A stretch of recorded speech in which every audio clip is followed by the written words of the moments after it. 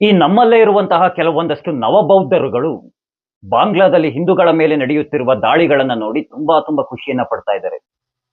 ಈ ರೀತಿಯಾಗಿ ಬಾಂಗ್ಲಾದಲ್ಲಿ ಹಿಂದೂಗಳ ಮೇಲೆ ನಡೆಯುತ್ತಿರುವ ದಾಳಿಗಳನ್ನ ನೋಡಿ ಯಾರೆಲ್ಲ ಖುಷಿಯನ್ನ ಪಡ್ತಾ ಇದ್ದೀರೋ ಅಂತವರಿಗೆಲ್ಲ ಒಂದೇ ಒಂದು ಮಾತನ್ನ ಹೇಳೋದಕ್ಕೆ ತುಂಬಾ ತುಂಬಾ ಇಷ್ಟವನ್ನ ಪಡ್ತೀನಿ. ಬಾಂಗ್ಲಾದಲ್ಲಿ ಕೇವಲ ಹಿಂದೂಗಳ ಮೇಲೆ ಮಾತ್ರ ದಾಳಿಗಳು ನಡೀತಾ ಇಲ್ಲ. ಬಾಂಗ್ಲಾದೇಶದಲ್ಲಿ ಅಲ್ಪಸಂಖ್ಯಾತರಾಗಿರುವಂತಹ ಹಿಂದೂಗಳ ಮೇಲೂ ದಾಳಿಗಳು ನಡೀತಾ ಇದೆ.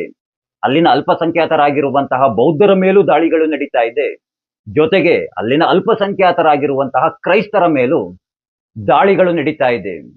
ಅಫ್ಘಾನಿಸ್ತಾನದಲ್ಲಿ ಬುದ್ಧನ ಬುಡಕ್ಕೆ ಬಾಂಬನ್ನ ಇಟ್ಟು ಯಾವ ರೀತಿಯಾಗಿ ಉಡಾಯಿಸಿದ್ರು ಅದೇ ರೀತಿಯಾಗೇನೆ ಬಾಂಗ್ಲಾದೇಶದಲ್ಲಿ ಬುದ್ಧನ ಮೂರ್ತಿಗಳನ್ನ ಕಂಡಲ್ಲಿ ಒಡೆದು ಹಾಕ್ತಾ ಇದ್ದಾರೆ.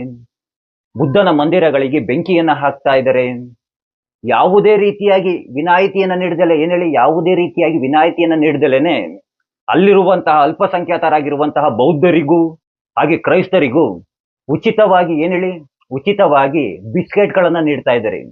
ಅದಕ್ಕಿಂತ ಹೆಚ್ಚಾಗಿ ಈ ಬಾರಿ ಅಲ್ಲಿರುವಂತಹ ಕ್ರೈಸ್ತರಿಗೆ ಬಹಿರಂಗವಾಗಿ ಬೆದರಿಕೆಗಳನ್ನ ನೀಡ್ತಾ ಇದ್ದಾರೆ.